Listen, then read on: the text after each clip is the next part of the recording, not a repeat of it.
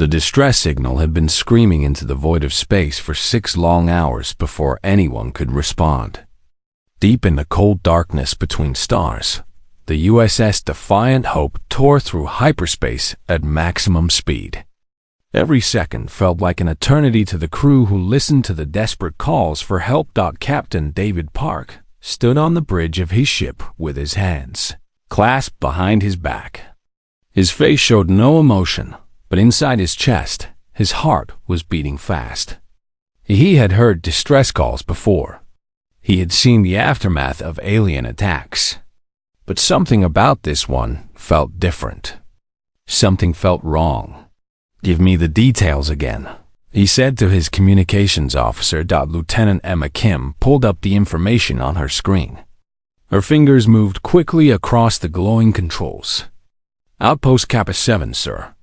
It is a small research station on the edge of Vectari territory.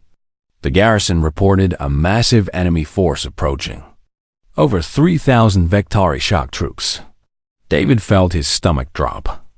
3,000. The number echoed in his mind like a death sentence. He knew what the Vectari were. Everyone in the fleet knew.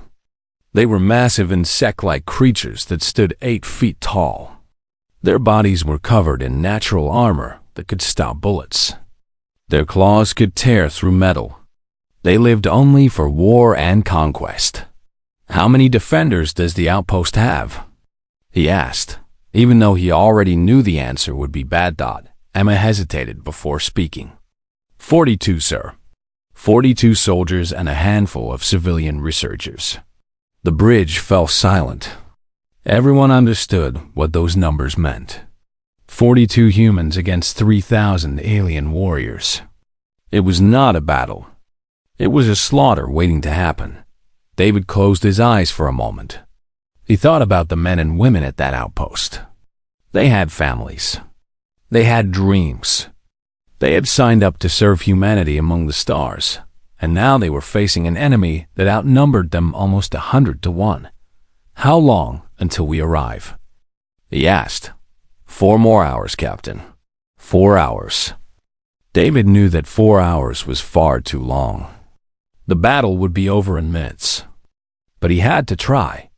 He had to hope. When the Defiant Hope finally dropped out of hyperspace above the planet, the first thing David noticed was the smoke. Great columns of black smoke rose from the surface below, visible even from orbit. The outpost was burning. "Scan for life signs," David ordered. The sensors swept across the battlefield. The results made no sense. "Sir," Emma said, her voice shaking slightly, "I am detecting 1 human life sign. Just 1. 1 survivor out of 42. David felt grief wash over him, but he pushed it down. There would be time to mourn later. Right now, someone was still alive down there, and they needed help. "Launch the dropships," he commanded. "I want rescue teams on the ground in 10 minutes. Major Ryan Cho led the rescue mission. He was a veteran of dozen battles, a man who had seen terrible things and kept fighting anyway. As his dropship descended through the ash-filled sky, he prepared himself for the worst. He expected to find bodies. He expected to find destruction. He expected to find proof that humanity had lost another fight against the endless darkness of the galaxy. What he found, instead, made him stop breathing. The dropship landed at the edge of the battlefield, and Ryan stepped out into a scene from a nightmare. But it was not the nightmare he had expected. Everywhere he looked, he saw dead Vectari. Thousands of them. Their massive bodies lay scattered across the scorched earth like fallen trees after a great storm. Their black blood soaked into the ground. Their eyes stared empty at the sky. What the hell happened here? One of his soldiers whispered. Ryan could not answer. He walked forward slowly, stepping over alien corpses, trying to understand what he was seeing. 3,000 Vectari had attacked this outpost. 3,000 of the most dangerous warriors in the known galaxy. And they were all dead. He found the human bodies too. 41 brave souls who had given everything to defend their post. They lay where they had fallen, their weapons still in their hands. Even in death, they looked defiant. They looked angry. Ryan counted the enemy dead around each human soldier. Sergeant Amy Yun had taken at least 80 Vectari with her before she fell. Corporal Brian Kang had blown himself up in the middle of an enemy formation, taking dozens with him. Dr. Lisa Huang, a civilian scientist who probably never fired a gun before that day, had somehow killed 15 alien warriors before a blade ended her life. Every human had sold their life at an incredible price, but it was not enough to explain what Ryan was seeing. The math did not work. Even if every defender had killed 100 enemies, there would still be thousands of Vectari left. Yet here they were, all dead. Major, one of his soldiers, called out. I found the survivor. Ryan followed the voice to what remained of the command center. The building was half collapsed, its walls scorched by plasma fire. Inside, sitting alone among the ruins, was a young man in broken armor. Private First Class Kevin Song did not look up when Ryan approached. He sat with his rifle across his knees, staring at nothing. His face was covered in dirt and dried blood. His eyes were empty, like windows into a dark room. Private, Ryan said gently. It is over. You are safe now. Kevin did not respond. Ryan knelt down beside him, close enough to see the scratches on his armor, the dents in his helmet. This young soldier had been through hell. He had watched all his friends die. He had faced an army alone. Private Song, Ryan tried again. Can you tell me what happened here? For a long moment, Kevin said nothing. Then, slowly, he turned his head to look at Ryan. His eyes were not empty anymore. They were filled with something that made Ryan's blood turn cold. It was not fear. It was not sadness. It was something darker. Something that did not have a name. I killed them, Kevin said. His voice was flat, like a man talking in his sleep. They killed my friends. So I killed them all. Ryan looked back at the battlefield, at the thousands of dead aliens, at the impossible victory written in blood and fire. How? He asked. Kevin turned away and stared at the horizon again, where smoke still rose toward the darkening sky. I do not remember, he whispered. I just remember being angry.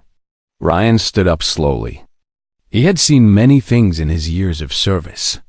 He had fought battles that seemed hopeless. He had witnessed acts of courage that brought tears to his eyes. But he had never seen anything like this. One man. One angry, broken, grieving man. And 3,000 dead enemies. He activated his communicator with shaking hands. Captain Park, he said, you need to see this. You are not going to believe it. The medical bay of the Defiant Hope was quiet except for the soft beeping of machines. Private Kevin Song lay on a bed, sedated and still, while doctors ran tests on his body. They found broken ribs. They found cuts and burns and bruises. They found evidence of a fight that should have killed him 10 times over. But he was alive. Somehow, impossibly, he was alive. 3 decks above, Intelligence Officer Grace Lee sat alone in a dark room, watching the footage that would change everything. The outpost's security cameras had survived the battle, and their recordings told a story that made her hand shake. She had been watching for 5 hours straight. She could not stop. The attack began at dawn. The footage showed the Vectari ships descending from the clouds like metal insects. Thousands of warriors poured out, their weapons glowing with deadly energy. They moved with perfect coordination, a wave of death rolling toward the small outpost. The humans knew they were going to die. Grace could see it in their faces. She could see it in the way they looked at each other, saying goodbye without words. They had no chance. Everyone knew it. The Vectari knew it, but the humans did not run. They did not surrender. They picked up their weapons and walked to their positions with steady steps. They were scared. Grace could see their fear. But they did not let it stop them. The first hour was chaos. The Victari attacked from all sides, trying to overwhelm the defenders with their numbers. But the humans had prepared. They had set traps. They had chosen their positions carefully. And they fought like demons. Grace watched Sergeant Amy Yun take command when the outpost captain fell in the first wave. She was a small woman with a calm voice, and she organized the defense like she was born for it. She ran from position to position, helping wherever the fighting was worst. Her rifle never stopped firing. "Hold the line," she shouted in the recording. "Make them pay for every step." And they did. The Victari advanced, but they paid for it in blood. Bodies piled up around the defensive walls. The aliens had expected a quick victory. Instead, they found themselves in a meat grinder. Hours passed. The sun moved across the sky. The humans fell one by one, but they never broke. Corporal Brian Kang lost his arm to an enemy blade, but he kept fighting with one hand until he ran out of bullets.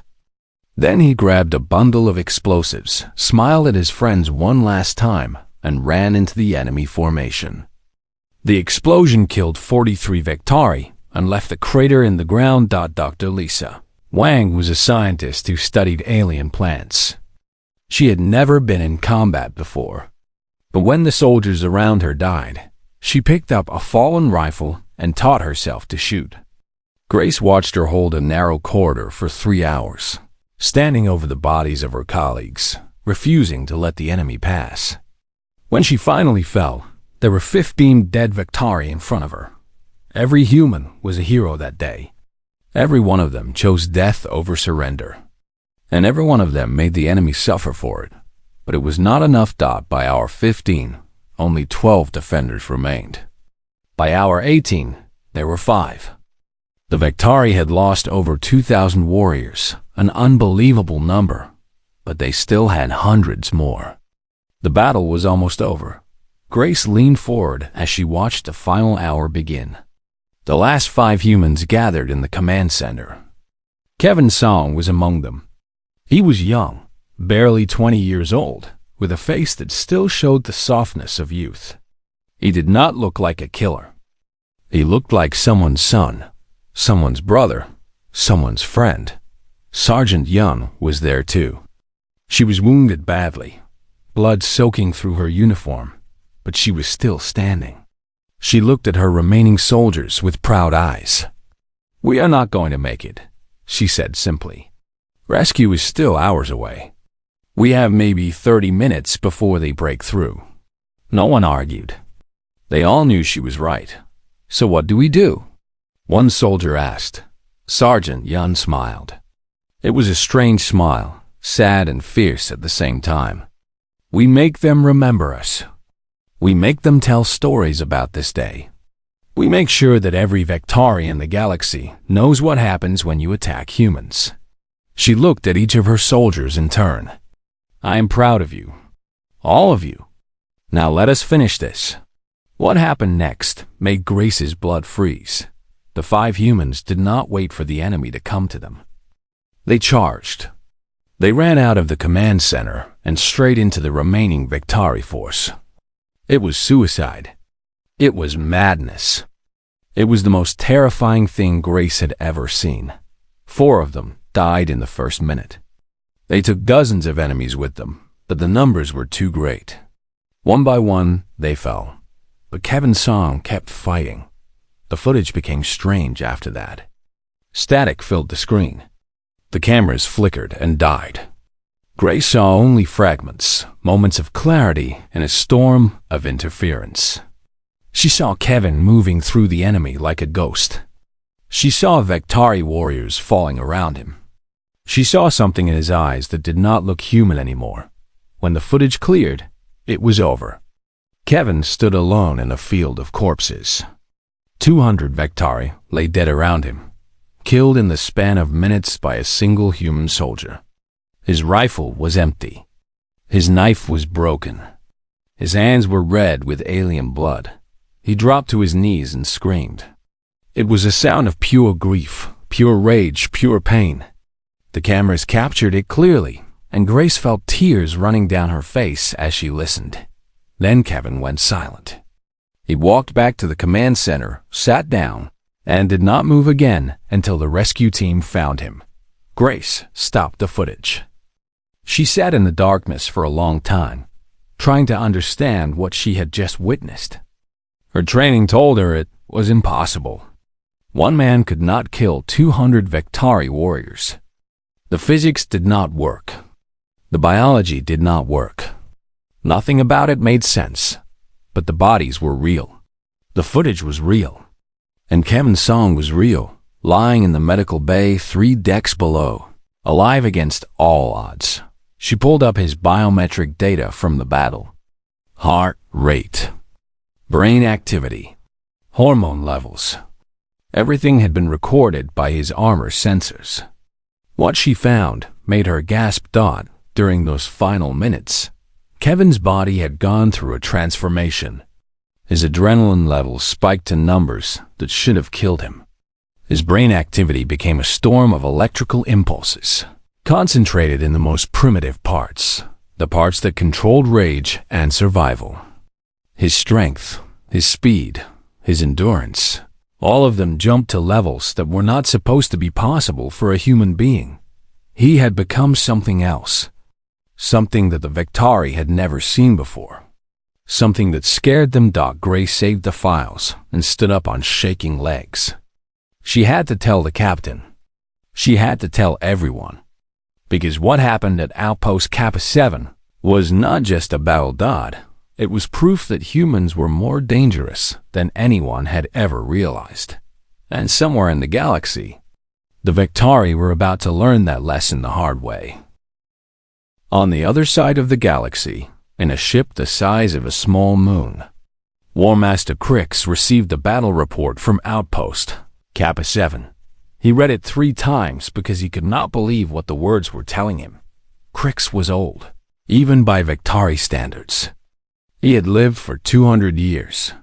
He had conquered 12 different species. He had won 1,000 battles and never lost a single campaign. His name was spoken with fear across 100 star systems. He was the greatest warrior his people had ever produced. And now, for the first time in his long life, he felt something cold crawling up his spine. It took him a moment to recognize what it was. Fear. This cannot be correct, he said to his advisor, a younger Vektari named Thrax. Check the numbers again. Thrax shifted nervously on his 6 legs. I have checked them 5 times, War Master. The numbers are accurate. We sent 3,000 warriors to that outpost. None of them returned. Crix stared at the report. 3,000 of his best soldiers. 3,000 Vektari shock troops, each one trained from birth to be a perfect killing machine. They had faced a garrison of 42 humans, and they had lost. How? Crix demanded. How is this possible? Our warriors are stronger. Our armor is better. We had the numbers. We had every advantage. How did they lose to 42 humans? Thrax pulled up the tactical data on a holographic screen. Images appeared, showing the aftermath of the battle.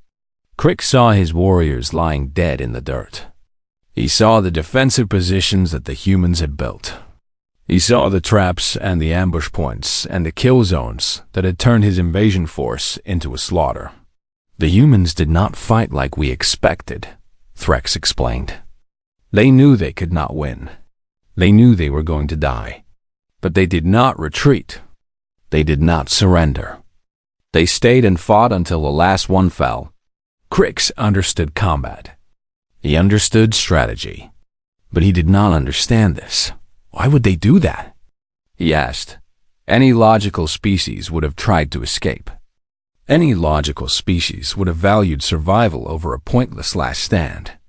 What did they gain by dying? Thrax hesitated before answering. They made us bleed, War Master. They killed almost 3,000 of our warriors before the last of them fell. From a tactical standpoint, they lost the battle. But from a strategic standpoint, he did not finish the sentence. He did not need to. Crick stood up and walked to the window of his command chamber. Outside, the stars stretched endlessly into the void.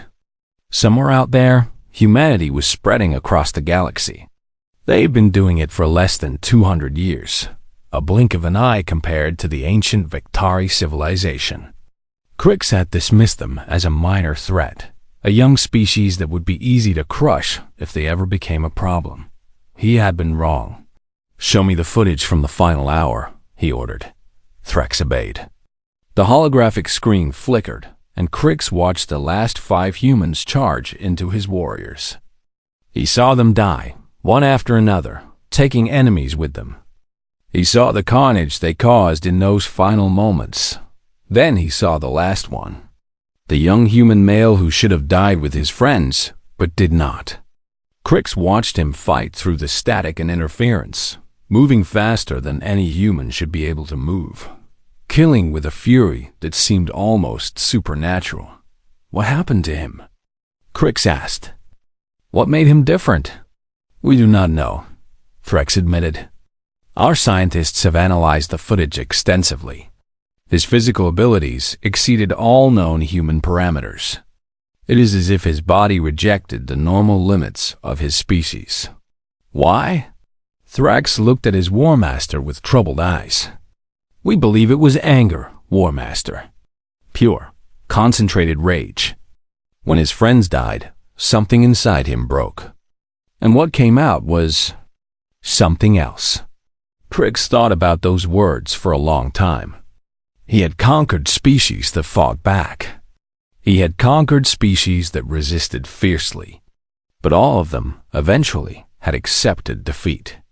When the outcome became certain, they surrendered or fled. They chose survival, as any sensible creature would. But these humans did not surrender. They did not flee. Even when victory was impossible, they kept fighting. And when pushed past their breaking point, they became something terrifying. I have studied the human communications from the battle, Threx continued. They knew help was not coming in time. They knew they were going to die. But their messages were not filled with despair or fear. They were making jokes, War Master. They were laughing at death. Crix turned away from the window. His mind was racing with new calculations, new strategies, new understanding. He had thought of humans as weak creatures, soft and fragile compared to the mighty Victari. He had planned to sweep them aside like dust. He had been a fool. What about the other species we have conquered? He asked. What do they think about this battle? Threx checked his data files. The news is spreading quickly, War Master. Species across the galaxy are talking about Outpost Kappa 7. They are calling it a miracle. They are calling the humans heroes. Of course they were. The galaxy was filled with species that lived in fear of the Victari. They had been conquered, enslaved, dominated for thousands of years. And now they had seen something that gave them hope. They had seen that the Victari could be beaten. 42 humans had done more damage to the Victari Empire than 1,000 rebellions. There is more, Threx said carefully. Our intelligence has intercepted human military communications. They are not afraid of us, War Master. They are angry. They are talking about revenge. Crix felt the cold fear spread through his body again. He tried to push it down, but it would not go away. How many humans are there in the galaxy? He asked. Approximately 12 billion, War Master. And growing rapidly. 12 billion. 12 billion creatures who did not know when to quit. 12 billion beings who would fight to the death for each other. 12 billion potential warriors who could transform into something terrifying when pushed too far. Crix had lived for 200 years. He had won every battle he ever fought. But standing in his command chamber, looking at the stars outside his window, he suddenly felt very old and very tired. Contact the High Council, he ordered. Tell them we need to reconsider our strategy regarding humanity. Tell them we may have made a terrible mistake. Threx bowed and hurried to obey. Crick stayed at the window, thinking about the young human soldier who had killed 200 of his warriors. Somewhere out there, that human was still alive. He was recovering from his wounds, surrounded by his people, probably being called a hero, and he was angry. Crix had conquered 12 species in his lifetime. He had never felt doubt about any of them. But looking at the stars now, he wondered if the Vectari had finally met an enemy they could not defeat. Not because humans were stronger. Not because they were smarter or more advanced. But because they simply refused to accept defeat. And against an enemy like that, Crix realized all the strength in the galaxy might not be enough. Kevin Song woke up in a white room that smelled like medicine and clean sheets. For a moment, he did not know where he was. The ceiling above him was smooth and bright. The bed beneath him was soft. Everything was quiet and peaceful. Then the memories came flooding back. He sat up suddenly, his heart pounding in his chest. The battle, the screaming, the blood. He could see it all in his mind, playing over and over like a video he could not stop. He saw his friends dying. He saw the Vectari coming. He saw himself doing things that did not seem possible. Easy, Private. You are safe now. Kevin turned to see a woman sitting in a chair beside his bed. She had a kind face and gentle eyes, and she wore the uniform of a ship's counselor. A name tag on her chest read Dr. Jenny Lim. Where am I? Kevin asked. His voice came out rough and broken, like he had been screaming for hours. You are on the USS Defiant Hope, Dr. Lim said. You have been unconscious for 3 days. Your body needed time to heal. 3 days. Kevin lay back against his pillow and stared at the ceiling. 3 days since the battle. 3 days since everyone he cared about died. They are all gone, are they not? He whispered. Everyone at the outpost. Dr. Lim nodded slowly. Yes, you were the only survivor. Kevin closed his eyes. He had known. Deep down, he had known since the moment he woke up. But hearing the words out loud made it real, made it permanent. It is not fair, he said. Sergeant Yun was the best soldier I ever knew. Brian was going to get married next month. Lisa was just a scientist. She should not even have been fighting. They should have lived. Why did I live when they did not? Dr. Lim leaned forward. Her voice was soft and understanding. That is a question many survivors ask. There is no easy answer. Sometimes fate chooses people for reasons we cannot understand.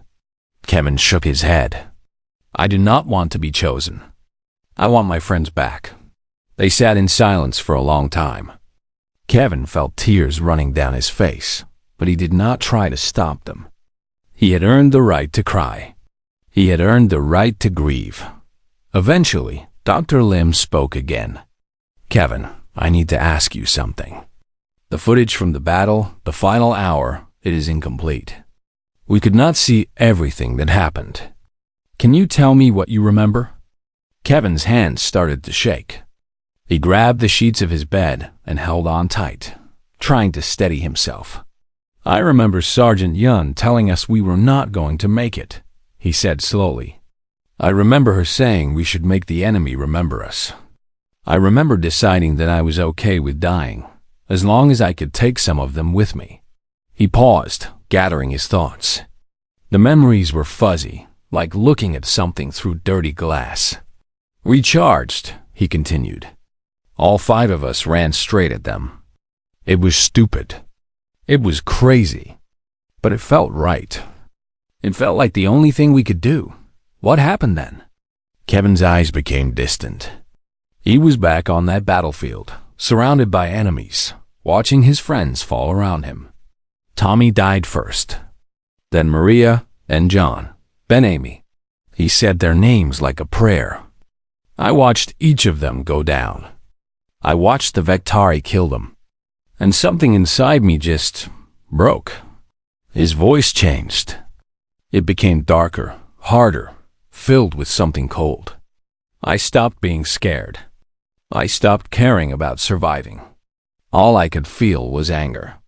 It was like a fire burning inside my chest, spreading through my whole body. It hurt, but it also felt powerful. It felt like I could do anything. Dr. Lim was recording everything, but she also listened with her full attention. She had heard stories of soldiers finding extra strength in desperate moments. But what Kevin was describing sounded different. It sounded like something more. "What did you do?" she asked gently. "I killed them." Kevin's voice was flat, emotionless. "One after another. They came at me, and I put them down. I did not think about it. My body just moved on its own. It was like I was watching someone else fight." He held up his hands and stared at them. "I remember their blood on my hands. I remember the sound they made when they died. I remember seeing fear in their eyes. They were scared of me. These massive alien warriors, these perfect killers. And they were scared of a 20-year-old human who had already lost everything. Why do you think they were afraid?" Kevin looked at Dr. Lim with eyes that suddenly seemed very old. "Because they wanted to conquer us," he said. "They wanted to beat us and take our stuff and make us serve them. But I did not want any of that. I just wanted to destroy them. I wanted to hurt them as much as they hurt me. I wanted every single one of them to suffer." He took a shaky breath. "There is a difference between wanting to win and wanting to destroy. When you want to win, you can be reasoned with. You can be bargained with. But when you want to destroy, nothing else matters. You do not care if you live or die. You do not care about the future. You just care about making the other side pay." Dr. Lim wrote something in her notes. "And you think that is what the Vektari saw in you? I know it is. I saw their faces. They had never met anything like me before. They had conquered species that fought back, but those species still wanted to survive. They still had something to lose. I did not. I had already lost everything. And that made me more dangerous than an army." Kevin fell silent again. Outside the window of the medical bay, stars drifted slowly past. Somewhere out there, the Vektari were probably talking about him. They were probably trying to understand what happened. They were probably afraid. Good. What happens now? He asked. Dr. Lim closed her notebook. "Now you rest. You heal. And when you are ready, we help you find a way to live with what happened." Kevin shook his head. "I do not know if I can do that. I do not know if I can ever be normal again. What I felt on that battlefield, what I became, it is still inside me. It is like a monster sleeping in my chest, waiting to wake up again. Then we will help you control it," Dr. Lim said firmly. "You are not alone, Kevin. You saved that outpost from being forgotten. You gave those Vektari something to fear. And you reminded the whole galaxy what humans are capable of when we are pushed too far." She stood up and walked to the door. Before she left, she turned back one last time. "You are a hero, Private Song. I know it does not feel like it right now. But what you did matters. It matters to everyone." Kevin did not answer. He just stared out the window at the stars, thinking about his friends, thinking about the battle, thinking about the thing inside him that had turned him into a weapon. He did not feel like a hero. He felt like a broken man who had been put back together wrong. But maybe, he thought, that was exactly what the galaxy needed. Maybe humanity needed people who could break and keep fighting. Maybe they needed soldiers who could look at death and laugh. Maybe they needed monsters. And if that was true, Kevin Song was ready to be one. For his friends. For humanity.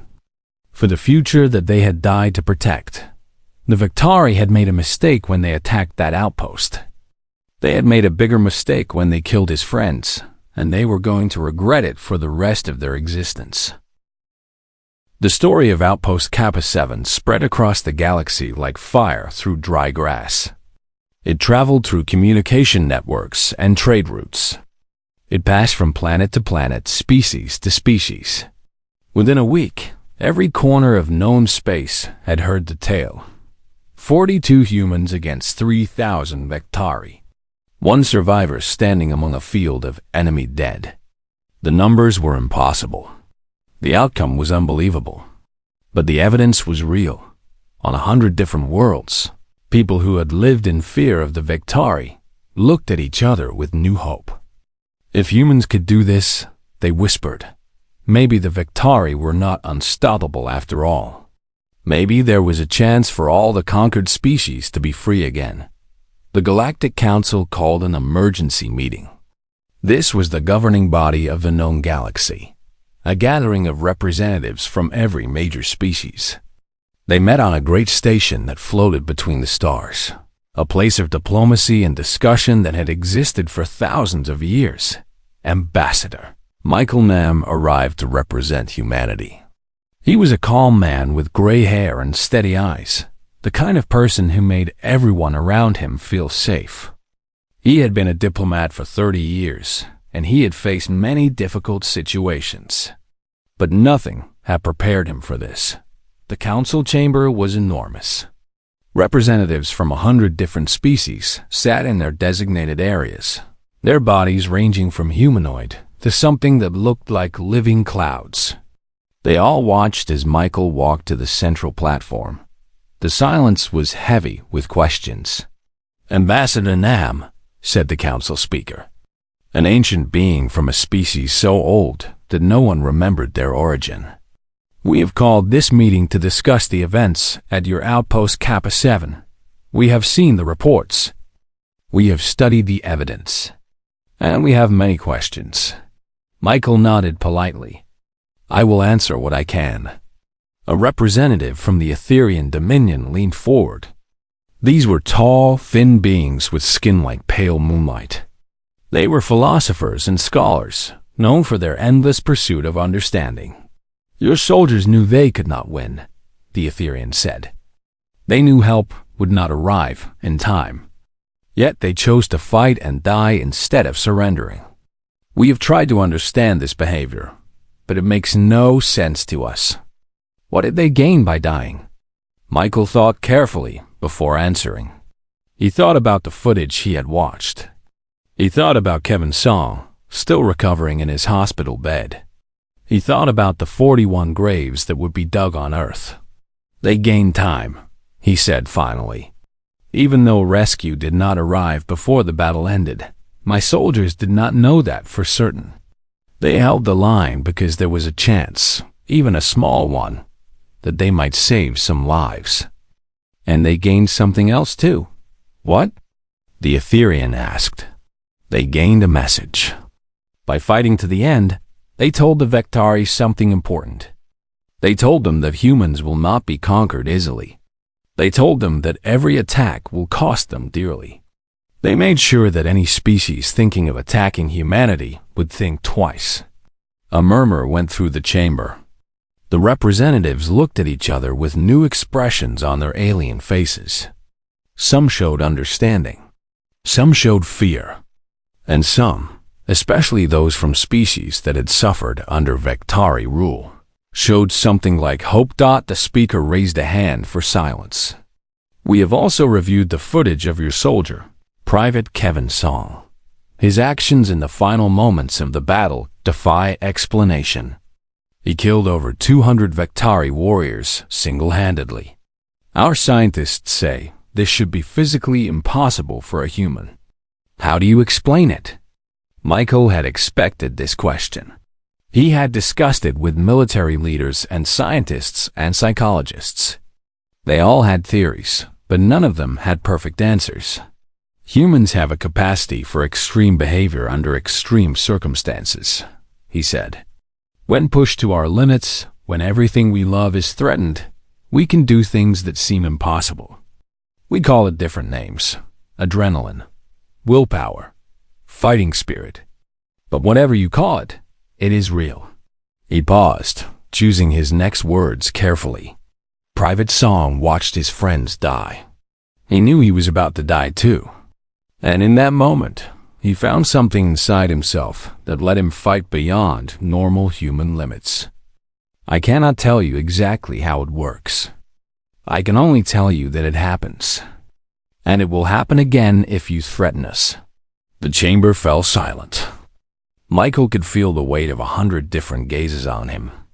He knew that this moment would shape humanity's relationship with the galaxy for generations to come. A god, representative from a species that had been conquered by the Vectari centuries ago, stood up. They were small, furry creatures with large eyes, and they had lived as slaves for longer than humanity had existed. "Ambassador Nam," the creature said in a small voice, "are you saying that humans will fight to the death rather than surrender? Are you saying that your species would rather die than be conquered?" Michael met the creature's eyes. He saw hope there, and fear, and a desperate need to believe that someone in the galaxy was strong enough to stand against the Vectari. "Yes," he said simply. "That is exactly what I am saying." Another murmur went through the chamber, louder this time.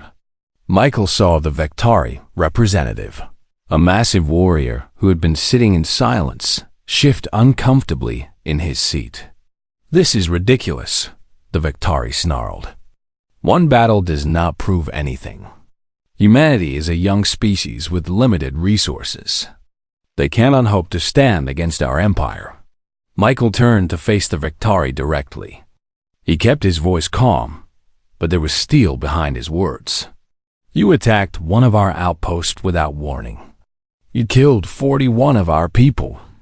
You thought you would teach us a lesson about Vectari power." He paused. "Instead, we taught you a lesson about human will.